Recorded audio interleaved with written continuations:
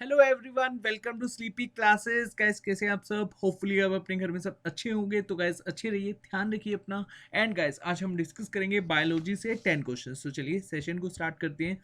First question है, with reference to the work of human kidney consider the following statement. दो statement है, देख लेते हैं कौन सी सही है। First statement, after the waste is removed in the liver the cleaner blood is sent back through the arteries. Second statement हमें क्या कहती है, from Bowman's capsule the filtered liquid passes through tiny tubes where much of the glucose is reabsorbed and sent back to the blood in the renal when.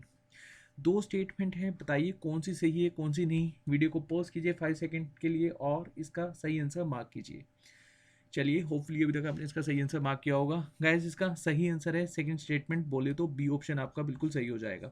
अब इसको ध्यान से समझिए, Bowman capsule का क्या रोल होता है। एक्चुअली में जो किडनी की फंक्शनल यूनिट होती है उसको हम कहते हैं नेफ्रॉन, ठीक है। और हमारी बॉडी में न्यूफ्रॉन होती है 1.2 मिलियन, ठीक है। अब यहाँ पर समझिए, जो बॉमन कैप्सूल है ये अल्ट्रा फिल्ट्रेशन का काम करता है। मतलब अल्ट्रा फिल्ट्रेशन बोले तो जो खराब ब्लड होता है वो हमारी बॉडी से बाहर निकालता है। और किस फॉर्मेट में बाहर निकालता है इसको ध्यान से समझो। जो अच्छा ब्लड था वो तो वापस भेज दिया इसने, ठीक है। अब यहाँ पर देखो, send back to the blood to in the renal vein. और यहाँ पर जो खराब ब्लड था वो यूरिया की फॉर्म में बन जाता है, ठीक है। और ये किसको दे देता है, नेफ्रॉन को। कौन, बॉमन कैप्सूल। और ये नेफ्रॉन क्या करता है, इसका डायलिसिस करता है, ठीक है। डायलिसिस करने के बाद ये इसको यूरिन के थ्रू बाहर निकाल देता है, ठीक है। आपने अगर बायोलॉजी को पढ़ा होगा तो डेफिनेटली आपको पता होगा यूरिन में 2% के आसपास यूरिया होता है, ठीक है। तो ये काम होता है बॉमन कैप्सूल का। और एक्चुअली में जो किडनी के पॉइंट ऑफ व्यू से सही स्टेटमेंट हो जाएगी वो है सेकेंड, ठीक है। फर्स्ट स्टेटमेंट का ऐसा कोई सेंस नहीं बनता अकॉर्डिंग टू दिस क्वेश्चन। बाकी यहाँ पर एक्स्ट्रा नॉलेज में आप देख लेना, एक्सप्लेनेशन में जो मैंने आपको बताया यहाँ पर यही लिखा होगा, ठीक है जी। चलिए, सेकंड क्वेश्चन से पहले क्विज है, इसको देख लेते हैं एक बार। बहुत ही सिंपल सा क्विज है। A drop of blood contains about 10,000 cells, about 1 lakh cells, several million cells, less than 20,000 cells। इस क्वेश्चन को अटैम्प्ट करना। अगर इन केस आपको इस क्वेश्चन का सही आंसर नहीं मिलता, हम फ्राइडे को इसको डिस्कस करेंगे। प्लीज़ कमेंट सेक्शन में बता देना अगर आपको इसका सही आंसर नहीं मिलता। अदरवाइज मैं कमेंट सेक्शन में ही आपको इसका आंसर दे दूंगा, ठीक है जी। चलिए, नेक्स्ट एंड सेकंड क्वेश्चन देखते हैं आज का। सेकंड क्वेश्चन हमें क्या कहता है, कंसिडर द फॉलोइंग स्टेटमेंट। दो स्टेटमेंट है, देख लेते हैं कौन सी सही है कौन सी नहीं। फर्स्ट स्टेटमेंट हमें क्या कहती है, hepatitis B is several times more infectious than HIV AIDS. And second statement, hepatitis B can cause liver cancer. Video को पॉज कीजिए, 5 सेकंड का टाइमर ऑन कीजिए एंड देन इस क्वेश्चन का सही आंसर मार्क कीजिए। गाइस इस क्वेश्चन का सही आंसर है बोथ 1 and 2। सी ऑप्शन आपका बिल्कुल सही हो जाएगा। अब इसको ध्यान से समझिए। देखिए, हेपेटाइटिस बी जो है ये 100 टाइम्स मोर इन्फेक्शियस डिसीज़ है HIV से, ठीक है। और अगर किसी पर्सन को हेपेटाइटिस बी हो जाता है तो बहुत ही डेंजरस है। मतलब हमारे, अगर बात करें, दुनिया में 1 मिलियन के आसपास लोग हर साल मरते हैं इस डिसीज़ से, ठीक है। और इस डिसीज़ में लीवर स्वेल कर जाता है, देन वो कहीं ना कहीं कैंसर का रूप ले लेता है। अब इसको मैं आपको बताता हूँ। देखिए, STD आप समझते होंगे। STD का मतलब सेक्सुअल ट्रांसमिशन डिसीज़, ठीक है। मैं इसको शॉर्ट फॉर्म में लिख रहा हूँ। अब एक्चुअली में जो STD होते हैं ये 5 तरह की डिसीज़ होती हैं। एक होती है गोनीरिया, ठीक है। एक होता है लुकेरिया, ये बहुत ही कॉमन है लुकेरिया, ये इससे बहुत ही क्वेश्चन पूछे जाते हैं आजकल। इसमें क्या होता है, जो वाइजीना होती है उसमें से वाइट फ्लूइड निकलता रहता है, ठीक है। थर्ड है सिफिलिस और फोर्थ है एड्स, HIV, ठीक है। एंड फिफ्थ है हेपेटाइटिस। अब हेपेटाइटिस ना 5 तरह की होती हैं, A B, ऐसे समझो hepatitis A B C D and E, ठीक है। जो ये बीच वाली है ना BCD, ये होती है आपकी STD, ठीक है। A और E इसमें इंक्लूड नहीं होती, ठीक है। और B बहुत डेंजरस है, जैसे कि मैंने अभी आपको बताया, ठीक है। तो ध्यान रखना। और HIV/AIDS से तो बहुत ही क्वेश्चन पूछे जाते हैं, ठीक है। ये हमने शायद पहले भी डिस्कस करा था, बट चलिए थोड़ा सा मैं आपको बता देता हूँ। और इसका सबसे पहले केस देखा गया था USA में 1981 में। ऐसे क्वेश्चन आ जाते हैं सिंपल से। इंडिया में आया था 1986 में पहला केस, अगर मैं गलत ना हूँ यहाँ पर, ठीक है। 81 का तो कंफर्म है, ये एक बार चेक कर लेना। इंडिया में 1986 ही था, ठीक है। और इसके बाद ये एक्चुअली में ज़्यादा मतलब किसको अफेक्ट करता है हमारी बॉडी में, ब्लड को, ठीक है। ब्लड में जो WBC का कंटेंट होता है उसको ये खाना शुरू कर देता है। मतलब धीरे धीरे WBC ख़त्म होने शुरू हो जाते हैं।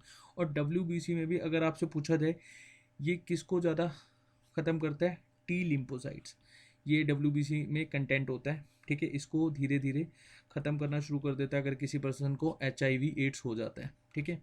और ये कौन सी फैमिली से बिलोंग करता है, ये क्वेश्चन बहुत बार पूछा जाता है, रेट्रो फैमिली से। और अगर मान लो किसी पर्सन को HIV हो जाए तो वो कौन सा टेस्ट कराता है, एलिसा। इसका ज़रा मुझे आप फुल फॉर्म बताना कमेंट सेक्शन में, ठीक है। और इम्यूनिटी बहुत कम हो जाती है ऑब्वियसली, अगर WBC कम होगा तो इम्यूनिटी बहुत कम हो जाएगी। और हम कौन सा ड्रग लेते हैं अगर किसी पर्सन को HIV हो जाता है, AZT।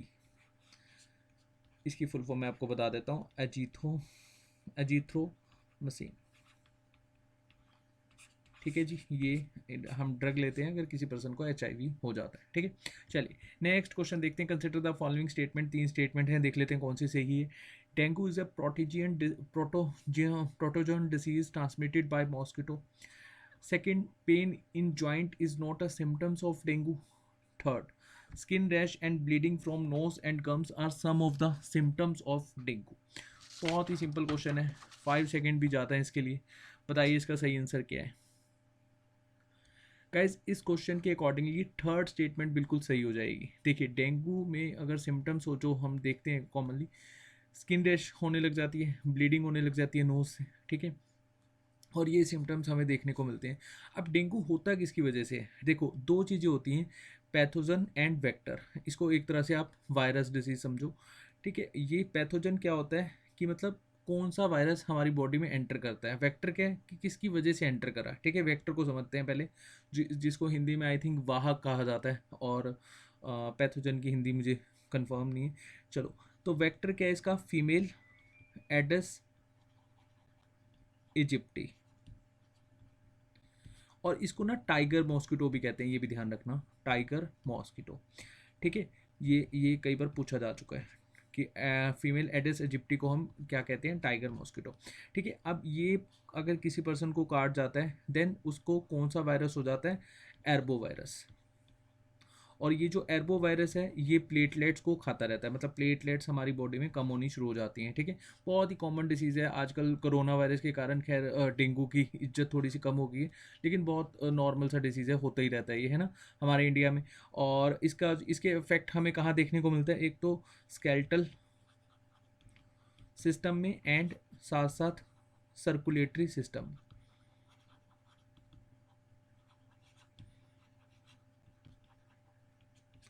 और सर्कुलेटरी सिस्टम में तो यहाँ हमने समझ ही लिया कि ये प्लेटलेट्स को कम कर देता है, ठीक है। और स्केलेटल सिस्टम में बॉडी भयंकर वाला पेन करती है, ठीक है। आप यहाँ पर एक्स्ट्रा इन्फॉर्मेशन में देखो, फीवर हो जाता है ना, हाई फीवर होता है, headache, pain in joints, back muscles, eye ball, skin rash for few days, ठीक है। Bleeding from nose and gums are some of the symptoms of the dengue fever. चलिए नेक्स्ट क्वेश्चन देखते हैं, बहुत ही simple question. Match list one and list second and select the correct answer from the codes given below the list. अब list one में और list to में क्या है इसको एक बार थोड़ा सा हम देखते हैं। देखिए प्लेग, प्लेग जो है ये एक तरह का क्या है सॉरी, ये प्रोटोजोआ डिसीज़ है, फंगस है, वायरस है, बैक्टीरिया है।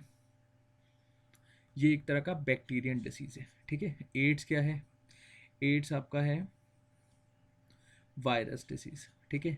और बाल्डनेस मतलब अगर किसी पर्सन को बाल उड़ने लग जाए तो वो क्या है, फंगल इन्फेक्शन हो जाता है उसके बालों में, ठीक है, मतलब सिर पे, ठीक है। उसके बाद मलेरिया एक तरह का प्रोटोजोआ डिसीज़ है, ठीक है जी। बहुत ही सिंपल था ये तो, एक बार इसको एक्स्ट्रा इन्फॉर्मेशन में देख लेते हैं।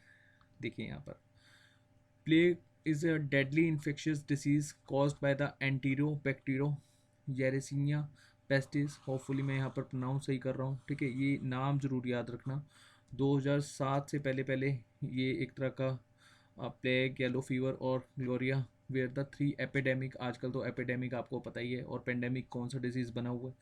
एड्स को हम अभी समझ के आए हैं, ह्यूमन इम्यूनो डेफिशिएंसी वायरस है ये। Baldness can be caused by the fungus microsporum audouinii, ठीक है, a common cause of ringworm associated hair loss. इसको मैं काफ़ी अच्छे से समझाऊंगा जब आपका पेपर आने लगेगा ना EPFO का। मैं डिसीज़ से रिलेटेड 2 वीडियोस आपके लिए लाऊंगा, उसमें आपको सारे डिसीज़ बहुत अच्छे से कवर करवा दूंगा, विटामिन एंड डिसीज़, ये क्वेश्चन ऐसे होते हैं जो डेफिनेटली पूछ ही जाते हैं, ठीक है। फ्री के नंबर हैं अगर आपने डिसीज़ वाला टॉपिक अच्छे से कर रखा है बायोलॉजी में, और विटामिन वाला, इवन ब्लड वाला भी, 3 टॉपिक अच्छे से करना, ठीक है। उसके बाद malaria is a mosquito borne infectious disease of human cause by protozoa of A genus Plasmodium, ठीक है। ये नाम याद रखना काफ़ी इंपॉर्टेंट है। चलिए नेक्स्ट क्वेश्चन देख लेते हैं, question number 5th। Consider the following statement. First statement हमें क्या कहती है, गॉरलस Linnaeus is the father of binomial nomenclature of the organism. And second statement, the word taxonomy was coined by the Augustine de Candolle. बताइए इन दोनों में से कौन सी statement सही है, कौन सी नहीं।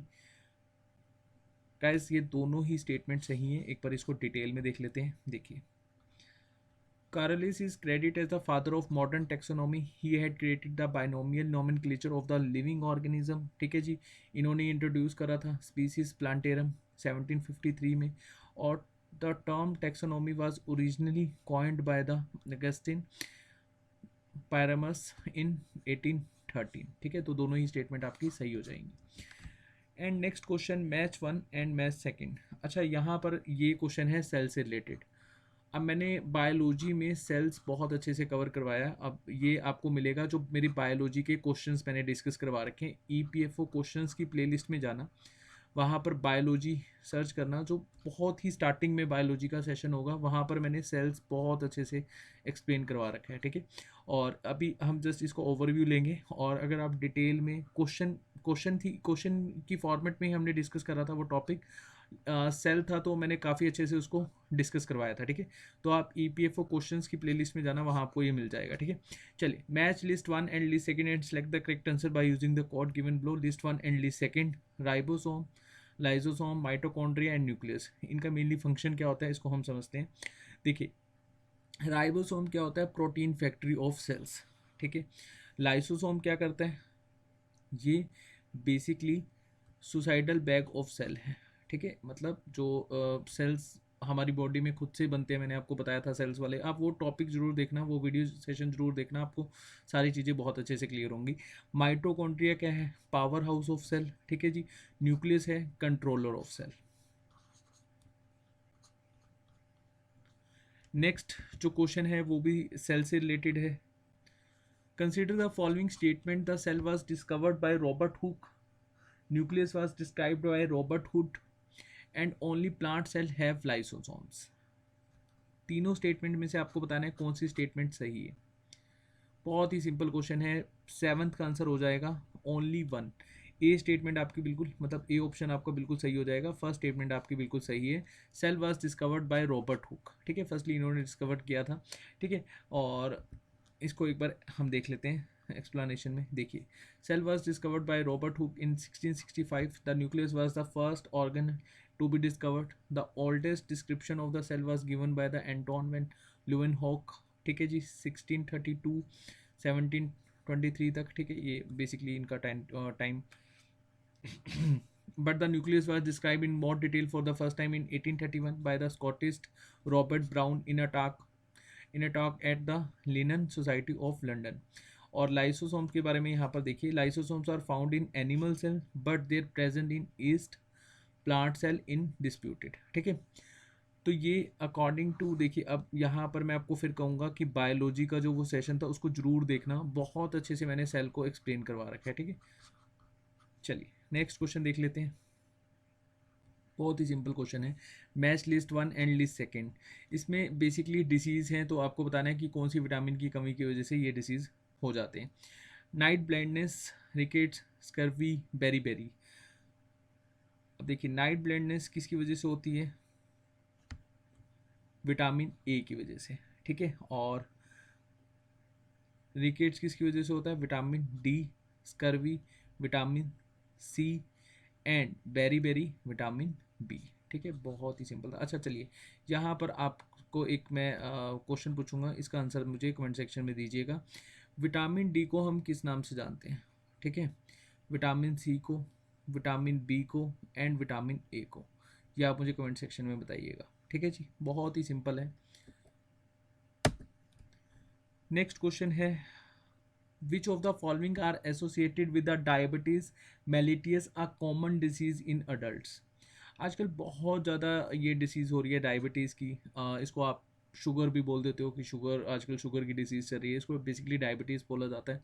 अभी किस वजह से होता है, अगर मान लो किसी पर्सन को डायबिटीज़ हो जाता है तो उसको किस, मतलब यहाँ इस ऑप्शन के थ्रू क्या इफेक्ट देखने को मिलता है, higher sugar level in blood, ठीक है जी, lower sugar level in blood, lower insulin level in blood and higher insulin level in blood. तो आपको बताना है इनमें से दो स्टेटमेंट कौन सी सही है, या तो आपकी फर्स्ट और थर्ड होगी सही, या सेकंड और फोर्थ होगी। वीडियो को पॉज कीजिए, 5 सेकंड का टाइमर ऑन कीजिए एंड देन इस क्वेश्चन का सही आंसर मार्क कीजिए। 9th क्वेश्चन का सही आंसर है सी, फर्स्ट एंड थर्ड स्टेटमेंट बिल्कुल सही हो जाएगी, high sugar level in blood and lower insulin level in blood, ठीक है जी। अच्छा, इससे रिलेटेड एक क्विज है, इसको प्लीज आंसर दीजिएगा इसका। Diabetes mellitus take place only when A cell of pancreas are in excess, B cell of pancreas are in excess, A cell of pancreas are in hypo and B cell of pancreas are in hypo। इस question का answer दीजिएगा, बहुत ही important question है।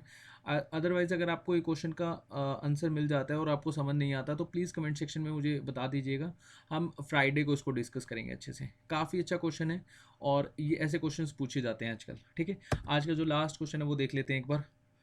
DNA fingerprinting use to identify the, ठीक है, आप बहुत सारी मूवीज़ में भी देखा होगा, ठीक है, प्रिंटिंग फिंगर प्रिंट करा जाता है, ठीक है। तो DNA finger print is use to identify parents, rapist, thieves या फिर ऑल द अबव। बहुत ही सिंपल क्वेश्चन है, इसका सही आंसर हो जाएगा ऑल द अबव, ठीक है। डीएनए मैच करते हैं ना, बहुत सारी मूवीज़ में आता है। चलिए एक बार इसको एक्सप्लेनेशन में देख लेते हैं। DNA profiling genetic fingerprinting is a technique employed by the forensic scientists to assist the identification of individual by their respective DNA profile, ठीक है जी। तो बेसिकली डीएनए और जो आरएनए है ये मैंने आपको बताया भी था, इसको मैं आपको एक्सप्लेन करवाऊंगा क्योंकि अभी के लिए जो कोरोना वायरस चल रहा है, ठीक है, उसमें भी इसको समझना ज़रूरी है कि आरएनए की हम जैसे जब भी कोई टेस्ट लेते हैं, जैसे पीसीआर जो टेस्ट लेते हैं, ये बेसिकली किस तरह से वर्क करता है, और जो रिसेप्टर है हमारी बॉडी में जो कोरोना वायरस की जो भी वायरस को बहुत जल्दी रिसीव कर लेता है एंड देन ये हमारी बॉडी को अफेक्ट करना शुरू कर देता है। तो इसमें डीएनए और आरएनए को हमारे को समझना होगा, ठीक है। इन फ्यूचर मैं एक क्वेश्चन लेकर आऊँगा कोरोना वायरस से रिलेटेड, ठीक है, तो वहाँ पर मैं आपको बहुत अच्छे से ये एक्सप्लेन करवाऊँगा। क्वेश्चन हम सिर्फ 5 ही डिस्कस करेंगे, लेकिन ये टॉपिक बहुत इंपॉर्टेंट है, इसको हम अच्छे से समझेंगे, डीएनए एंड आरएनए, ठीक है।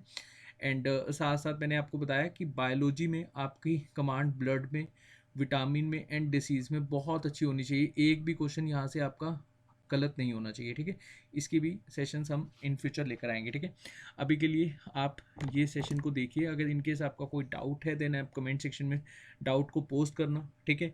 हम नेक्स्ट सेशन में, नहीं तो मैं आपको कमेंट सेक्शन में ही आंसर दूंगा, ठीक है। चलिए, थैंक यू सो मच, अपना ध्यान रखना और ज़रूरत हो तभी बाहर जाना। चलिए, थैंक यू सो मच।